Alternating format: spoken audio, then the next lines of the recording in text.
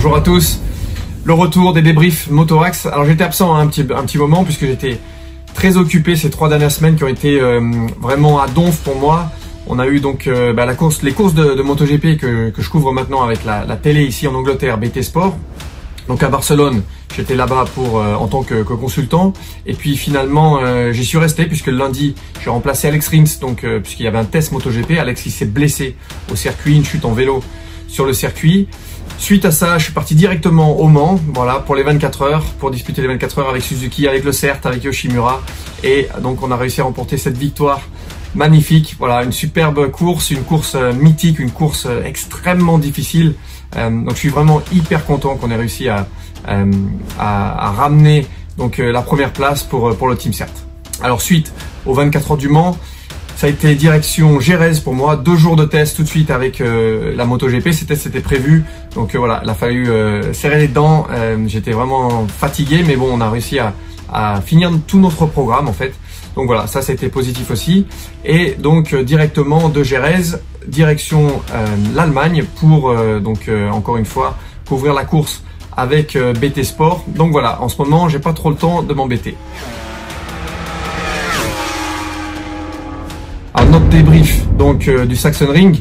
Alors bien sûr le Sachsenring, Marc Marquez de retour aux avant-postes. Alors ça fait plaisir à voir puisque Marc Marquez on est fan, on n'est pas fan, mais il a quand même traversé là une période de plus d'1 an de galère totale. Hein. Il a failli perdre son bras, les opérations à répétition, infection, non-union, donc il a vraiment des gros problèmes avec cette blessure.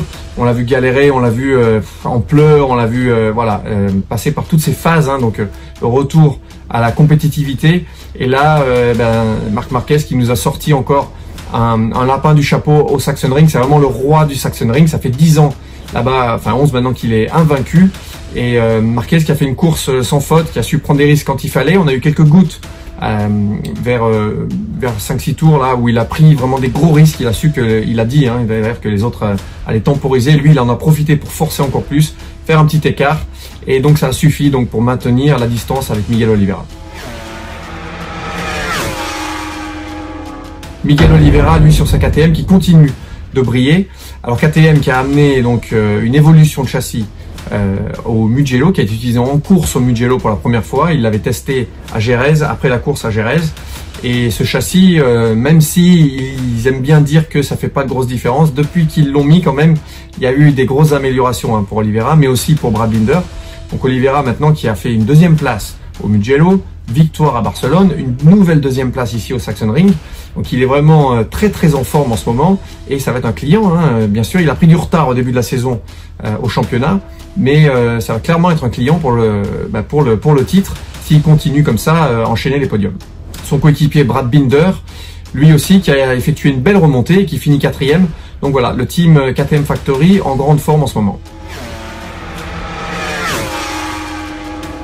Du côté de nos Français, alors Fabio, il a bien limité les dégâts. Ça a été un week-end difficile pour lui. Il avait du mal avec le rythme de course. Hein. Et les autres Yamaha, encore pire, hein. Les autres Yamaha étaient vraiment très loin. Donc Fabio, il s'en est bien sorti ce week-end. Et ça, c'est important pour le championnat. Un podium pour lui, là, qui a vraiment des goûts de victoire. Puisqu'il s'est battu, il a réussi à battre les Ducati. Il réussit même à augmenter son avance au championnat. Donc pour lui, pour Fabio, c'est un week-end très très positif. Et comme j'ai dit, ce podium qui a vraiment des goûts de victoire. Du côté de Johan Zarco, il nous a sorti un tour phénoménal en qualif, mais en course, ça n'a pas pu le faire. Il manquait vraiment de rythme, les Ducati. Toutes les Ducati qui ont un petit peu galéré aussi. Pas de Ducati sur le podium. Pecco et Miller qui finissent 5 et 6e. Donc voilà, Johan Zarco qui finit 8e, qui marque des points quand même. Donc ça, c'est important dans les week-ends difficiles. En fait, c'est aussi comme ça qu'on construit un championnat. Dans les week-ends difficiles, il faut rester sur ses roues et aller marquer des points. Donc voilà, un week-end un petit peu plus difficile pour Johan Zarco et on va espérer qu'il va pouvoir rebondir sur les prochaines courses.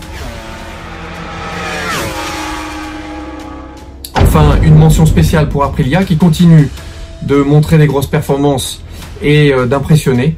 Aleix Espargaro qui monte donc sur la première ligne de départ, donc 3e place sur la grille de départ. Donc ça c'est vraiment une grosse qualif. C'est la première fois d'ailleurs dans l'ère MotoGP qu'Aprilia se qualifie en première ligne. Donc des progrès toujours pour du côté d'Aleix Espargaro. Et en course, il va être un petit peu déçu, il va finir 7e. Il finit pas loin du podium du tout, donc c'est une course encourageante. Mais je pense qu'il espérait un petit peu plus, il espérait aller chercher ce podium. Donc Aprilia qui continue de se rapprocher. Et on a vraiment hâte qu'il y ait un coéquipier rapide pour Aleix Espargaro, puisque cette machine maintenant, elle performe tous les week-ends. Donc voilà, une mention spéciale pour Aprilia pour ce week-end qui a encore montré qu'ils étaient là et qu'il fallait compter sur eux.